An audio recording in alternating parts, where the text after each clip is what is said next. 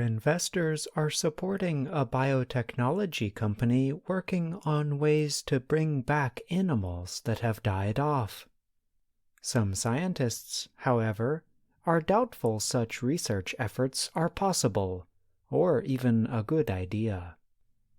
Colossal Biosciences first announced its plan to bring back a hairy ancestor of today's elephants, known as the woolly mammoth, 2 years ago. Recently, the company said it wanted to bring back the dodo bird, a large, flightless bird. The dodo is a symbol of man-made extinction, said Ben Lamb of Colossal Biosciences. The company has formed a special group that works on bird-related genetic technologies. The last dodo was killed in 1681 on the Indian Ocean island of Mauritius. Colossal Biosciences is based in the city of Dallas, Texas. It started operations in 2021. Recently, the company announced it had raised an additional $150 million in financing. To date, it has raised $225 million from many investors that include United States Innovative Technology Fund, Briar Capital, and In-Q-Tel, an organization supporting national security agencies. The possibility of bringing the dodo back is not expected to directly make money, said Lamb.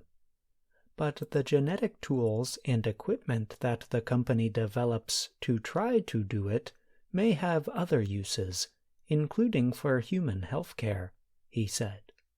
For example, Colossal Biosciences is now testing tools to change several parts of the genome at the same time. It is also working on technologies for what is sometimes called an artificial womb, he said. The dodo's closest living relative is the Nicobar pigeon, said Beth Shapiro, a scientific advisor with the bioscience company. She has been studying the dodo for 20 years. She is a professor at the University of California, Santa Cruz, and receives financial support from the Howard Hughes Medical Institute. The organization also supports the Associated Press's Health and Science Department. Shapiro's team plans to study DNA differences between the Nicobar pigeon and the dodo to understand what are the genes that really make a dodo, she said.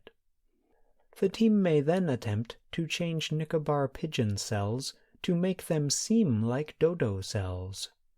It may be possible to put the changed cells into developing eggs of other birds, such as pigeons or chickens. Then, the birds might create young that could naturally produce dodo eggs, said Shapiro. The idea is not yet fully developed.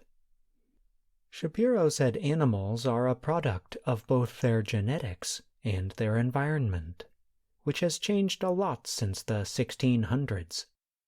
She added, "It's not possible to recreate a 100% identical copy of something that's gone." Other scientists wonder if it is even a good idea to attempt to recreate species that have died off. They question whether such efforts take attention and money away from attempts to save living species. There is a real risk in saying that if we destroy nature, we can just put it back together again, because we can't, said Duke University's Stuart Pym, who has no connection with the company. "And where on earth would you put a woolly mammoth, other than in a cage?" Pym said. He also said that the environment where mammoths lived disappeared long ago. Biologists who know about captive breeding programs say that it can be difficult for zoo-bred animals to live in the wild.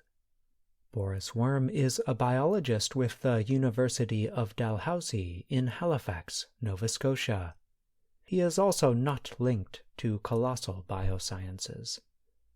He said animals need to learn from other wild animals of their kind, something that dodos and mammoths would not be able to do. Preventing species from going extinct in the first place should be our priority, and in most cases, it's a lot cheaper, he said. I'm John Russell.